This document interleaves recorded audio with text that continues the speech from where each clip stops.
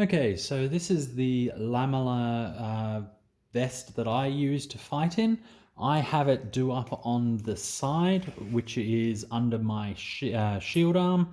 There is no real difference as such as that I've found where you want it to do up. I've had lots of people do it up straight at the front with no problems at all, or doing it up on their shield side or even on their sword side. As long as the plates themselves, when done up, do kind of either touch like so or overlap, there's no safety requirements, and I found the buckles themselves don't tend to change how it sits and how it plays. So it's really up to a personal preference on how to do it. This set of plates is 126 centimeters all the way around and is 42 plates to get that distance, which basically means you're going to need one plate per 3 centimeters of distance that you're trying to cover around the person that you're trying to armor. The way that I tend to get the plates to fit on someone if I'm making a suit for them is the plates which have the full circumference of the person. You want the bottom row of plates to sit on the belly button. You don't want the plates to go any lower than that. Any lower and you'll start getting the plates binding the person up around their hips and not allowing them to move. Having said that, a couple of people I do know have made suits where they have gone below the belly button, but all they did is they stopped the rows so that there was a gap and the plates could flare out like so, because there was no cord keeping them together. So that does work, but personally I just tend to go so that the belly button is somewhere on this bottom plate, and that seems to be a pretty good guide. You want enough plates that go right around the body so that they're not feeling tight under the in the armpit. You want a bit of spare space there. It doesn't have to go super up into the armpit. That will only restrict the person in the end. So how do you calculate these two top sections, front and back?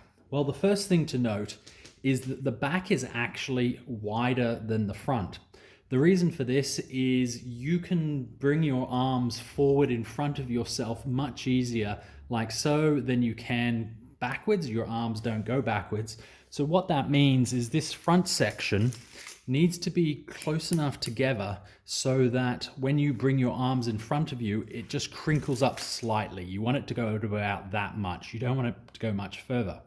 However, having said that, on the back, you can't actually do that with your arms, which means you can make the back plate about 1 or 2 plates wider, and it will have no effect on your mobility. And in fact, it'll give you a bit of extra protection on those shoulder blades.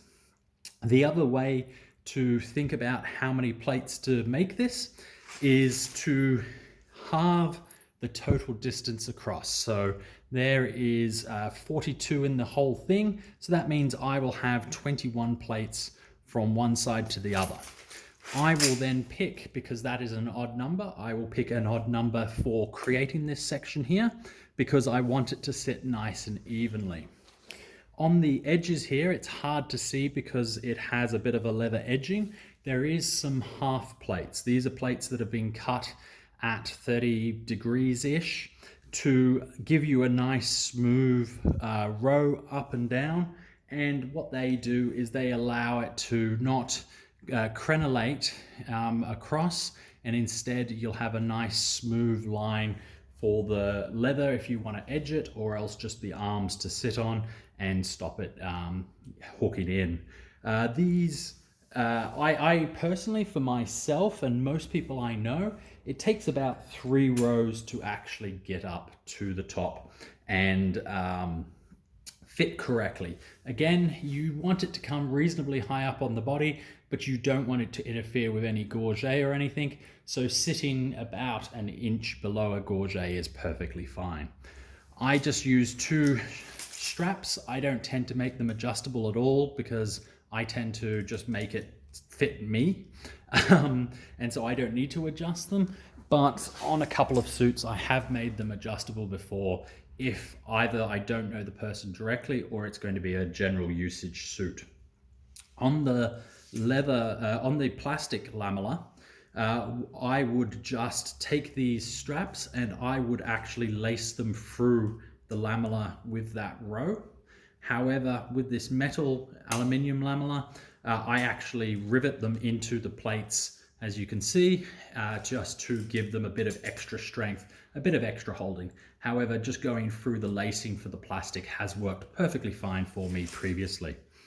I also don't fight with a gambeson, so I stick a bit of padding into my lamella to just mean that I can use this as my kidney protection without actually having to install anything else. These loops on the lamella are for a belt. So basically I put a couple of loops in paracord. I tend to try and make them blend into the actual lamella themselves, and that puts a belt around me. And more importantly, the belt doesn't tend to keep the lamella closed because that's what these straps are for.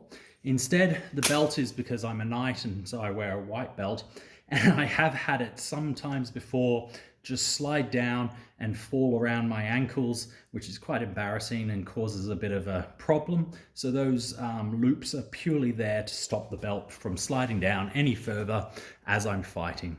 Seems a bit strange, but it does really help. And there's a third one at the front, just so I can get the lamella open and the belt can stay on the lamella, easy to get in and out of. So on this front side, I have 1, 2, 3, 4, 5, 6, 7, 8, 9 plates on the top here, and that would probably mean I've got 10 or 11 on the back.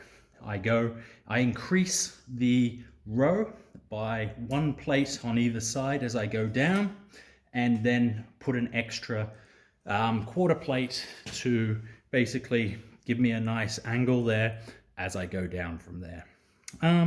That's about all there is to designing these things. They're pretty easy to do. Even though this one is made out of lamella, the plastic ones go from all exactly the same principles. So yeah, shouldn't be hard at all. If you've got any questions about anything else on it, just let me know and I can send you the details. Catch you later.